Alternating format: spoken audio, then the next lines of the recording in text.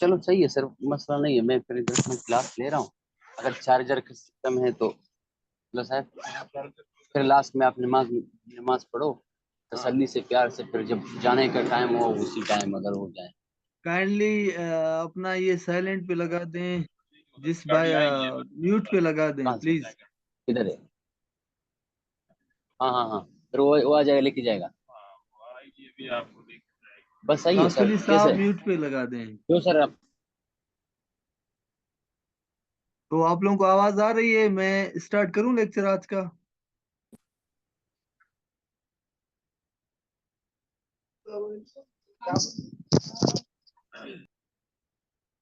Ji, any one of you, आवाज मेरी आ रही है तो लेक्चर स्टार्ट करें। जी सर आ रही है। Okay, okay thank sir, you. आ रही है सर। थैंक यू जी। बिस्मिल्लाहिर्रहमानिर्रहीम। मेरे पास जो आपका सब्जेक्ट है वो है जर्नल साइंस, और मेरा बेसिकली ताल्लुक लोकल गवर्नमेंट से है।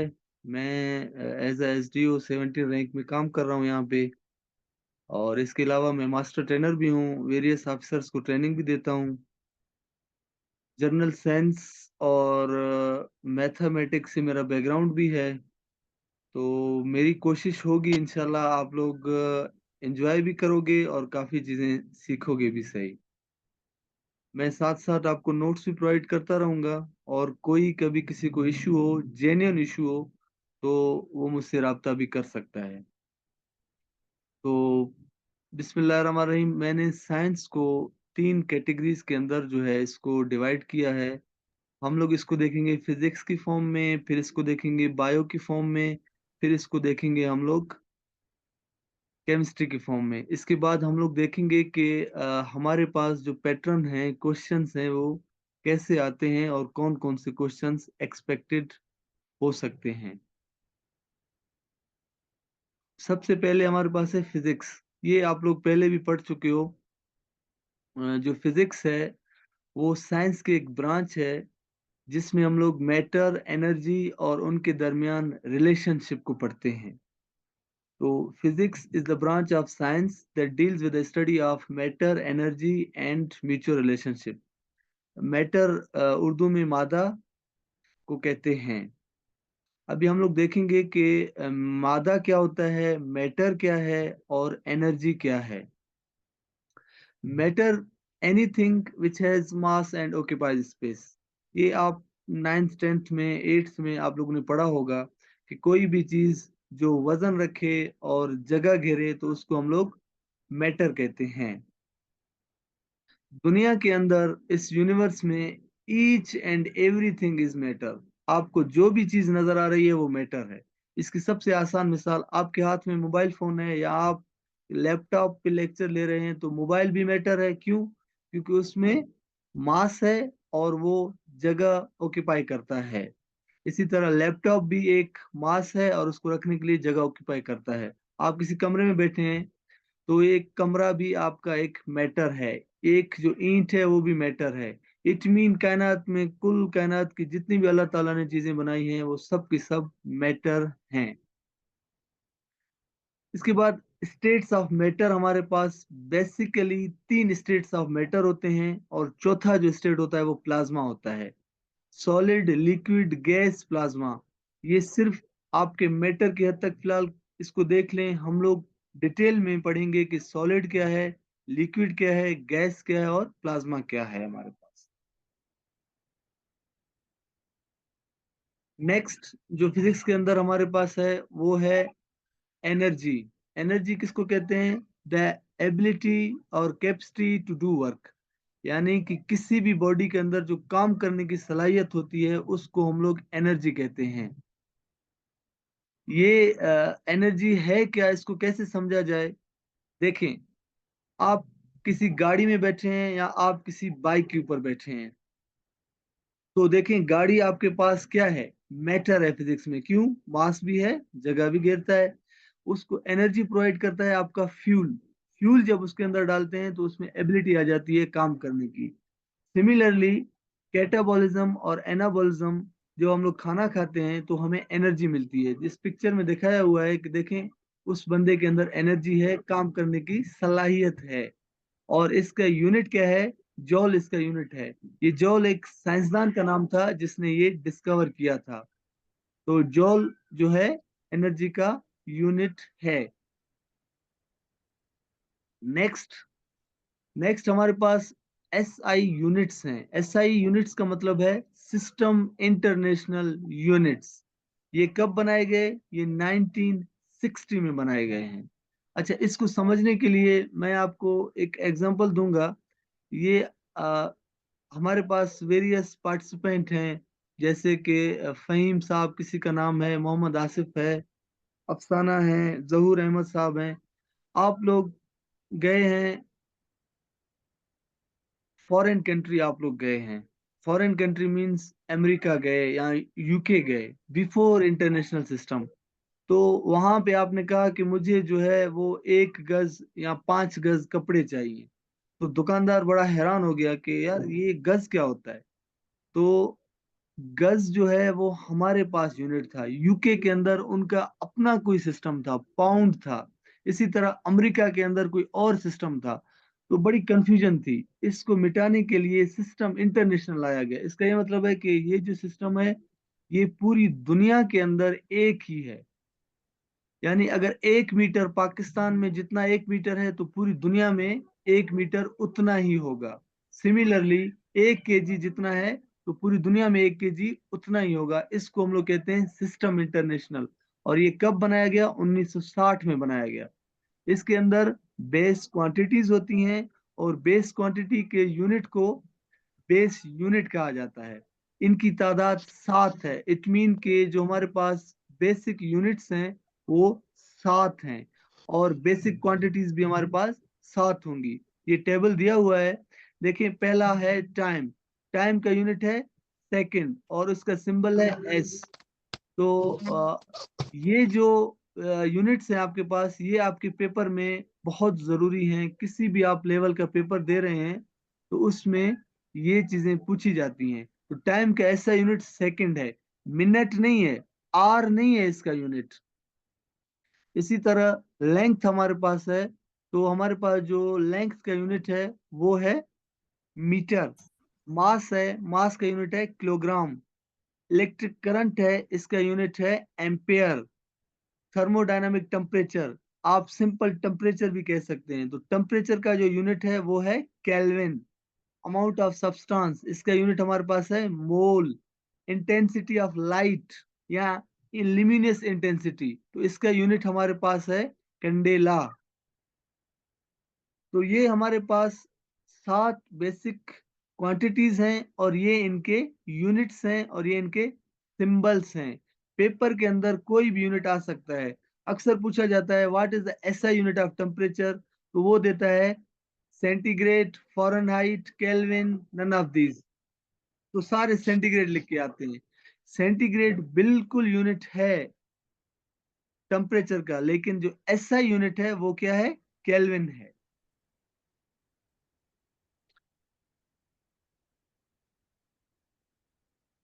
नेक्स्ट देखें, नेक्स्ट हमारे पास क्या है? ड्राइव्ड यूनिट है। यानी 7 बेस यूनिट थे, बेस क्वांटिटीज थे।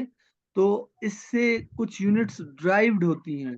तो बाकी जितने भी यूनिट्स आपके पास होंगे वो सारे के सारे ड्राइव्ड यूनिट्स कहलाएंगे। और इनकी क्वांटिटी क्या कहलाएगी? ड्राइव्ड क्वांटिटी कहलाएगी। जैसे वॉल्यूम है हमारे पास, तो इसका यूनिट है मीटर क्यूब। वॉल्यूम होता क्या है? Length multiply by width multiply by depth. लंबाई, चौड़ाई, ऊंचाई, इन तीनों को जरब देते हैं तो हमारे पास वॉल्यूम बनता है। तो ये 3 चीजें हैं। देखिए, मीटर क्यूब है। इसी तरह फिर हमारे पास डेंसिटी है। इस चार्ट में कंफ्यूज होने की जरूरत नहीं है, इसको वन बाय वन हम लोग पढ़ेंगे। सिर्फ आपको ये पता हो कि ड्राइव क्वांटिटीज वो क्वांटिटीज होती हैं जो बेस क्वांटिटी से हट के हैं। बेस क्वांटिटी सिर्फ 7 हैं। इनके अलावा जो भी क्वांटिटी होगी वो ड्राइव्ड क्वांटिटी होगी।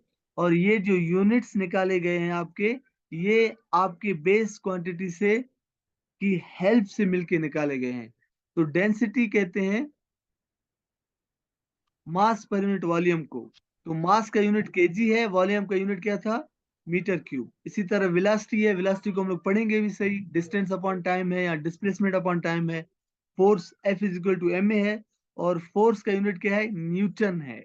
फोर्स का यूनिट अक्सर पेपर में पूछा जाता है, तो फोर्स का यूनिट क्या है, फोर्स का यूनिट न्यूटन है। एक्सेलरेशन कहते हैं rate of change of velocity, इसको भी हम लोग डिटेल में पढ़ेंगे, तो इसका यूनिट है मीटर पर सेकेंड स्क्वायर।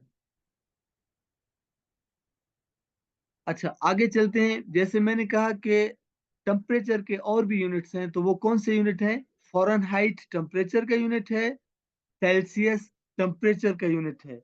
लेकिन टेम्परेचर का जो एसआई यूनिट है वो आपको पीछे मैंने बताया हुआ है, वो है केल्विन।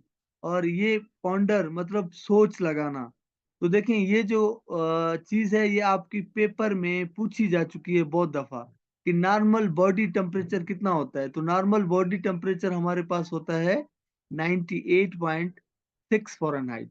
जब बच्चे को या आपको बुखार होता है तो थर्मामीटर लगाते हैं, तो हम लोग कहते हैं कि इसको 100 बुखार है, 101 बुखार है। जो 100 या 101 होता है वो किस चीज में होता है, वो फॉरेन हाइट के अंदर होता है, सेंटीग्रेड के अंदर नहीं होता है। अल्लाह ना करे 100 सेंटीग्रेड होता है तो बंदा तो जल के राख हो जाएगा। तो ये जो यूनिट होता है आपके थर्मामीटर में, वो फॉरेन हाइट होता है। और ये नॉर्मल टेम्परेचर सेंटीग्रेड में 37 होगा, और केल्विन की सूरत में 310 होगा। ये जो वैल्यूज हैं ये भी मैं आपको कराऊंगा। ये सिर्फ मैंने इसलिए दिया है कि पेपर में अक्सर पूछा जाता है कि what is the normal body temperature, तो वो है 98.6 फ़ारेनहाइट में, 37 आपका सेंटीग्रेड में, और 310 आपका केल्विन के अंदर है। नेक्स्ट, ये हमने फिजिक्स की बात की, अभी हम लोग बात करते हैं बायो की। बायोलॉजी कहते हैं, बायो मीन्स लाइफ, ये दो लफ्जों से मिलकर बना है। Bio means life, logos means study, यानी स्टडी ऑफ लिविंग ऑर्गेनिज्म या स्टडी ऑफ लाइफ, इसको हम लोग कहते हैं बायोलॉजी। फिर देखें, बायोलॉजी की मजीद तीन कैटेगरीज हैं, तीन ब्रांचेस हैं बायोलॉजी की, यानी कि तीन मेन मेन चीजें हैं बायो के अंदर। पहला है जूलॉजी। तो जूलॉजी क्या है, स्टडी ऑफ एनिमल्स है या ह्यूमंस है। ये तस्वीरें आप देख सकते हैं कि टाइगर की तस्वीरें हैं, यानी कि आप कहते हैं कि जू गए ना हम लोग, तो जू कहते हैं चिड़ियाघर को। तो चिड़ियाघर में क्या होता है, जानवर होते हैं ना। तो simple zoology, it is the study of animals. Animals के अंदर ह्यूमन को भी रखा जाता है। तो ये चीजें हमारे पास किस में आती हैं, जूलॉजी के अंदर आती हैं। नेक्स्ट देखते हैं, नेक्स्ट देखें बॉटनी है, इसमें देखें पौधे बनाए हुए हैं इसमें। ये जो पौधों की स्टडी है, फूलों की स्टडी है, आपकी एग्रीकल्चर वाली चीजें हैं, तो ये सारी की सारी किस में आ जाएंगी, बॉटनी के अंदर आ जाएंगी। इसको हम लोग कहते हैं बॉटनी। जूलॉजी में स्टडी करते थे एनिमल्स को, बॉटनी में स्टडी करेंगे हम लोग पौधों को। नेक्स्ट एक तीसरी कैटेगरी है, देखिए स्मॉल वायरस है, जैसे कोविड-19 था हमारे पास बैक्टीरियाज हैं, हमारे पास किसी को इन्फेक्शन हो जाता है, कहते हैं इसको वायरल वायरस लगा है ना। तो इसको हम लोग जब स्टडी करते हैं छोटी छोटी चीजों को, जो आपको नजर नहीं आती हैं। वायरस देखें, कोरोना वायरस किसी बंदे को था, वो नजर तो नहीं आता था ना। तो ऐसी चीजों को स्टडी को हम लोग कहते हैं माइक्रोबायोलॉजी, यानी वो चीजें जो हमें हमारी आंख से नजर नहीं आती हैं, बहुत छोटी होती हैं, इसके लिए हम लोग माइक्रोस्कोप का यूज करते हैं। तो ऐसी चीजों की स्टडी को माइक्रोबायोलॉजी कहते हैं। मैं फिर से रिपीट करता हूँ, बायोलॉजी दो लफ्जों से मिलकर बना है, bio logos, bio means life, study mean, और सॉरी, लोगो मीन्स स्टडी। तो ऐसी चीजों को हम लोग कहते हैं बायोलॉजी, यानी कि स्टडी ऑफ लाइफ या स्टडी ऑफ लिविंग ऑर्गेनिज्म। फिर बायो की तीन मेन कैटेगरीज हैं। पहली कैटेगरी का नाम है जूलॉजी। ये आपके पास देखें जूलॉजी है, जूलॉजी में क्या स्टडी करते हैं हम लोग, जूलॉजी में हम लोग स्टडी करते हैं आपके एनिमल्स को। फिर हम लोग देखते हैं बाटनी को, बाटनी में क्या चीज स्टडी करते हैं, बाटनी में हम लोग स्टडी करते हैं प्लांट्स को। फिर जाते हैं माइक्रोबायोलॉजी में, कौन सी चीज स्टडी करते हैं, माइक्रोबायोलॉजी से मुराद होता है ऐसी चीजें जो हमारी आम आंख से दिखाई नहीं दे सकती हैं। तो ऐसी चीज को हम लोग कहते हैं माइक्रोबायोलॉजी। नेक्स्ट है पहला पहला जो चीज बायो में हमारे पास आता है वो है सेल। ये एमसीक्यूज बहुत दफा पूछा गया है। सेल क्या है? ये बेसिकल स्ट्रक्चर और फंक्शनल यूनिट है। यानी एक अगर दीवार है, वो देखें ईंट से बनी है, तो उसका जो यूनिट क्या होगा? वो आपका ब्रिक होगा। इसी तरह जिंदगी का जो यूनिट होता है वो सेल होता है। इस सेल के अंदर बहुत सारी चीजें हैं। ये सिर्फ मैंने तस्वीर आपको दिखाने के लिए डाली है। इसमें सेल मेम्ब्रेन भी पढ़ेंगे, सेंट्रोम भी पढ़ेंगे, वैक्यूल, माइटोकॉन्ड्रिया, एक एक चीज को पढ़ेंगे। लेकिन आपको पता होना चाहिए कि सेल क्या है।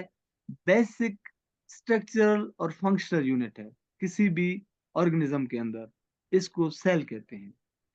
केमिस्ट्री में देखते हैं हम लोग क्या है। केमिस्ट्री में हम लोग पढ़ते हैं मैटर को, उसकी कंपोजिशन को, कि मैटर किस से कैसे बना है, उसका स्ट्रक्चर क्या है, वो रिएक्शन कैसे करता है।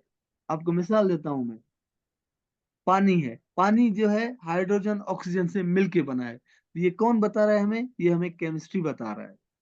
यानी कि स्टडी ऑफ मैटर, उसकी कंपोजिशन, उसका स्ट्रक्चर और उसके रिएक्शन को हम लोग कहते हैं केमिस्ट्री।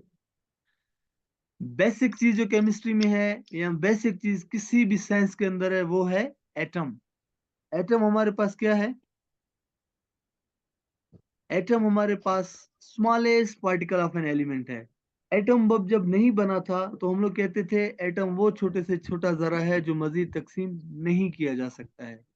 लेकिन जब एटम बम बन गया तो हम लोग कहते हैं कि it is smallest particle of an element which can not exist free in nature. इतना छोटा होता है कि आजाद हालत में रह नहीं सकता है, और इसको हम लोग आम आंख से भी नहीं देख सकते हैं। एटम के बेसिकली दो हिस्से होते हैं। ये देख रहे हैं आप, अंदर वाला हिस्सा, इसको हम लोग कहते हैं न्यूक्लियस, और बाहर वाले हिस्से को कहते हैं ऑर्बिट। तो बाहर वाला हिस्सा ऑर्बिट कहलाता है, जो मिड में होता है इसको हम लोग कहते हैं न्यूक्लियस। जो इसमें और बस फिर तीन चीजें हैं, इलेक्ट्रॉन, प्रोटॉन, न्यूट्रॉन। जो इलेक्ट्रॉन्स होते हैं वो देखें ऑर्बिट के अंदर होते हैं, जो प्रोटॉन और न्यूट्रॉन्स होते हैं वो देखें न्यूक्लियस के अंदर होते हैं। इलेक्ट्रॉन पे हमेशा नेगेटिव चार्ज होता है, प्रोटॉन पे हमेशा पॉजिटिव चार्ज होता है, और न्यूट्रॉन पे हमेशा नो चार्ज होता है। मैं रिपीट करता हूँ। इलेक्ट्रॉन के ऊपर नेगेटिव चार्ज होता है, प्रोटॉन के ऊपर पॉजिटिव चार्ज होता है, न्यूट्रॉन के ऊपर कोई चार्ज नहीं होता है। एटम के दो हिस्से होते हैं। बाहर वाले हिस्से को कहते हैं ऑर्बिट, और जो दरमियान में होता है उसको कहते हैं न्यूक्लियस। एटम का जो पूरे का पूरा मास होता है वो हमेशा न्यूक्लियस के अंदर होता है। और एटम में तीन पार्टिकल्स होते हैं। इलेक्ट्रॉन के ऊपर देखें नेगेटिव चार्ज होता है, प्रोटॉन पी से है तो पॉजिटिव चार्ज, न्यूट्रॉन एन से है तो नो चार्ज। फिर हमारे पास है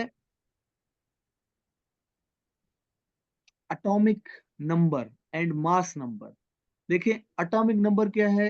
किसी भी एटम के न्यूक्लियस में प्रोटॉन की तादाद, the number of protons in the nucleus. किसी भी एटम के न्यूक्लियस में प्रोटॉन जितने भी होते हैं वो उसका एटॉमिक नंबर कहलाता है।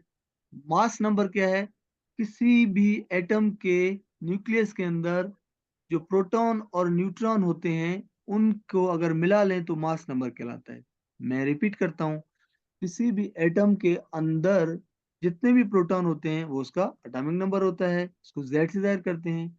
इसी तरह किसी भी एटम के अंदर प्रोटॉन और न्यूट्रॉन दोनों को प्लस करेंगे तो हमें मिलेगा मास नंबर। ये डायग्राम के अंदर शो है। देखें हमारे पास, मैंने कहा था कि जो एटम का बाहर वाला हिस्सा होता है उसको हम लोग कहते हैं इलेक्ट्रॉन। जो एटम का सेंट्रल हिस्सा होता है इसको कहते हैं न्यूक्लियस। बाहर इलेक्ट्रॉन होता है जिसके ऊपर नेगेटिव चार्ज होता है, प्रोटॉन के ऊपर देखें पॉजिटिव चार्ज है, और न्यूट्रॉन के ऊपर कोई चार्ज नहीं है। और फिर हमने पढ़ा था अटोमिक नंबर। अटोमिक नंबर कहते हैं प्रोटॉन की तादाद को। तो आप ये देखें, तो मास अटोमिक नंबर जो है हमारे पास, प्रोटॉन कितने हैं इसमें? एक प्रोटॉन ये है, एक प्रोटॉन ये है, तो इसमें एटॉमिक नंबर कितना होगा? 2 होगा। तो हीलियम का एटॉमिक नंबर कितना है? 2 है। मास नंबर में क्या करते हैं?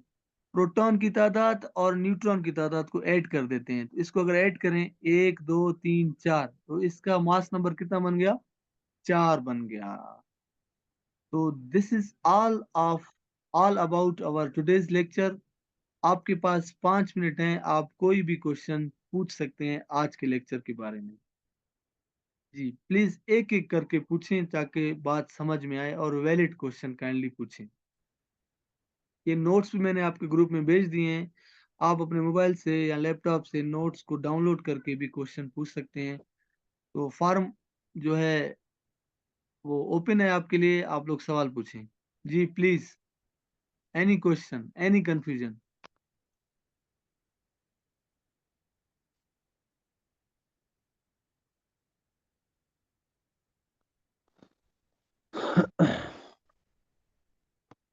जी जरूर साहब।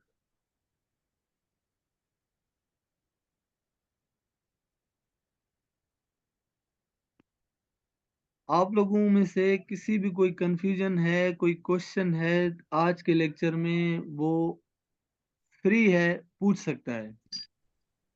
नोट्स मैंने सर आपको एटम सेंड कर। के बारे में जी जी प्लीज। सर मैं कह रही हूँ एटम के बारे में दोबारा से बताएं, क्योंकि मेरे पास नेट का शायद इशू था, तो आपकी आवाज कट रही थी। अच्छा मैडम मेहरोज साहिबा, एटम जो होता है हमारे पास, वो स्मॉलेस्ट पार्टिकल है, और वो फ्री स्टेट में एग्जिस्ट नहीं करता है। इसके 3 एटॉमिक पार्टिकल्स होते हैं, प्रोटॉन, न्यूट्रॉन और इलेक्ट्रॉन। मैंने ये कहा कि जब एटम बम नहीं बना था तो हम लोग कहते थे कि इट इज नॉट डिविजिबल, यानी कि इतना छोटा छोटा जो कि मजीद तकसीम नहीं हो सकता है। लेकिन अब वो डेफिनेशन नहीं है। अब इसकी डेफिनेशन ये है कि it is smallest particle of an element that can not exist free in nature, जो कि आजाद हालत में नहीं रह सकता है। और एटम के 2 हिस्से हैं, एक को कहते हैं ऑर्बिट, एक को कहते हैं न्यूक्लियस। ऑर्बिट में इलेक्ट्रॉन होता है, न्यूक्लियस में प्रोटॉन और न्यूट्रॉन होते हैं। जी समझ आया मैडम आपको? जी सर, थैंक यू। जी किसी और का कोई क्वेश्चन है तो पूछ सकता है, इजी और फ्री है, ओके, कोई भी क्वेश्चन है।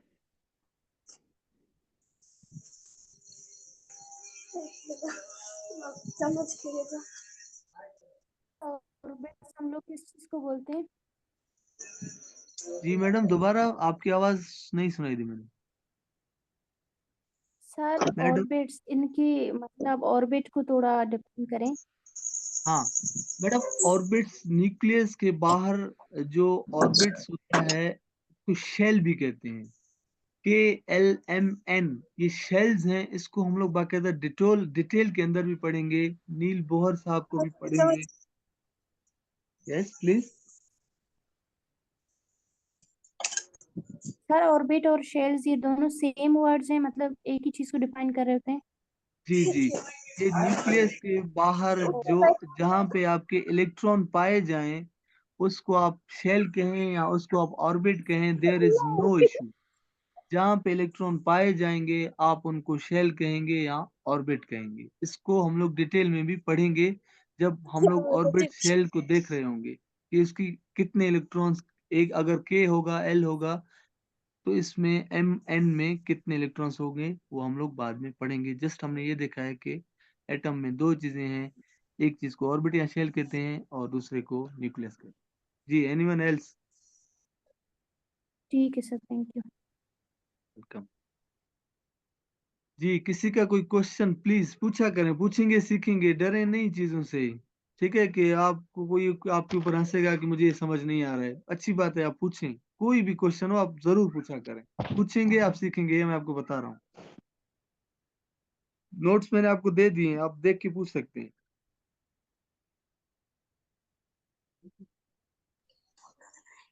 اه اه यस। شيل لا تسكن سبك مش شرط لا تسكن اختي بنده जी मेरे ख्याल में आई होप कि आप लोगों को लेक्चर अच्छी तरह डिलीवर हो गया होगा। स्टिल आपको कोई कंफ्यूजन है तो मैंने नोट्स भेजे हैं, उसी नंबर पे आप मुझे टेक्स्ट या वॉइस कर सकते हो, but it must be relevant to your topic please. तो मुझसे जितना हो सकेगा इंशाल्लाह बड़े इजी और स्मूथ तरीके से हम लोग सीखेंगे और हम लोग पढ़ेंगे। Thank you so much. इसके बाद आपकी एक और क्लास होगी क्योंकि और टीचर आपको पढ़ाएंगे। तो ये आज का लेक्चर था, सर एक इंशाल्लाह यहाँ से। क्वेश्चन है, this is not yes madam, according to lecture, क्या मैं यस, पूछूं या ना पूछूं? सर पूछ लें लेक्चर के मैडम। हवाले से नहीं है, ये हमारे सिलेबस के हवाले से है ना, कि मतलब हमारे जो ईएसटी है, जेईटी, तो सर इनका मतलब आप लोग हमें तकरीबन किस ग्रेड तक की साइंस को पढ़ाएंगे, और क्या ये 2 महीने तक हमारा कवर हो जाएगा? Yes madam, good valid question है आपका। जी बिल्कुल, आपके सिलेबस के मुताबिक ही पढ़ाया जाएगा। और हर जो है सब्जेक्ट के आपके स्पेशल टीचर्स हैं। और मैंने भी ये टेस्ट दिया हुआ है, तो मेरे 73 मार्क्स थे। मैंने दिया था 2014 में ये टेस्ट। तो मेरे पास जनरल साइंस है, इसको हम लोग एटलीस्ट मैट्रिक तक तो ज़रूर पढ़ेंगे। अगर हमारे पास स्पेस हुआ, मैं जनरल साइंस की बात कर रहा हूँ जो मुझे हैंड ओवर है, तो मैं कोशिश करूंगा आपको पास्ट पेपर्स जो एनटीएस के हैं, बीपीएससी के हैं या एफपीएससी के भी हैं, वो भी मैं आपको प्रोवाइड करूंगा, जिसमें जनरल साइंस के क्वेश्चंस की हम लोग प्रैक्टिस करेंगे। जी मैडम। मैडम दुर खातून, आपको क्लियर हुआ? जी जी सर, क्लियर हो गया। हाँ, तो इंशाल्लाह कंफ्यूज नहीं हो जाए। आपकी मेहनत आपकी होती है, बाकी सर सारी एक जो है। क्वेश्चन ये भी है, इस क्वेश्चन एक ये भी है ना, आप तो खुद गवर्नमेंट डिपार्टमेंट में हैं, लेकिन अभी तक ये क्लियर नहीं हो रहा कि ये पोस्टें रिलीज होंगी या नहीं होंगी। ये बोल रहे हैं कि इनके ऊपर केस चल रहा है, मैडम पता नहीं क्या रिलीज होगा तो क्या नहीं होगा। जरूर हम लोग होंगी, जो पोस्टें तो है ना, इट मीन एडवर्टाइज हैं। हाँ, ये नहीं कह सकते कि वो उन पे कुछ अर्सा बैन लगता है, हफ्ते के बाद आती है, महीने के बाद आती हैं, लेकिन they are confirm post because they are sanctioned in SNGD department. SNGD जो होता है इसको सैंक्शन करता है, फिर एजुकेशन को भेजता है, एंड दे विल एडवर्टाइजमेंट। मसला सिर्फ एडवर्टाइजमेंट के ऊपर है, तो ये इंशाल्लाह रिजॉल्व हो जाएगा। बाकी ये नहीं कह सकते फिक्स कोई टाइम है कि भाई that was the time that it will be. Sir सुन रहे? जी। जी जी हेलो सर। सर। सर ये 2021 के आए थे, फिर मतलब इनकी पोस्टिंग इन्होंने नहीं करवाई थी, सिर्फ फीमेल के थे, टेस्ट नहीं वगैरह नहीं कर नहीं लिए सीटीएसपी वालों ने, फिर इनकी नहीं। नहीं नहीं नहीं नहीं नहीं नहीं, ऐसे नहीं है मैडम। सीटीएसपी वालों के टेस्ट हुए थे, वो सारे लगे हुए हैं। 2021 के अपियर भी थे, 6 आए थे। मैडम मेरे जितने भी जानने वाले हैं जिन्होंने पास किए, वो अपेयर हुए थे। अच्छा, निजामुद्दीन साहब कह रहे हैं कि ड्राइव सर यूनिट एक्सप्लेन कर दें काइंडली सर। तो निजामुद्दीन साहब, ड्राइव यूनिट मैंने कहा था ये बेस यूनिट से निकला हुआ है। अगर बेस यूनिट जो है वो 7 हैं, मैंने कहा था न्यूटन एक ड्राइव यूनिट है फोर्स का, तो हम लोग इसको पढ़ेंगे भी सही। F is equal to M A है, M means mass, K G acceleration metre per second square. तो जो चीज आपके बेस यूनिट से ड्राइव्ड होती है, यानी बेस यूनिट नहीं होती है, वो आपकी ड्राइव यूनिट होती है। तो Newton is a drive unit. तो थैंक यू सो मच। मैंने 5 मिनट कहा था, मुझे 8 मिनट मैंने ले लिए हैं। तो दूसरे टीचर आपके वेटिंग में होंगे। Thank you so much. इंशाल्लाह I will hello available by tomorrow. Thank you so hello much. Hello sir सुन रहे?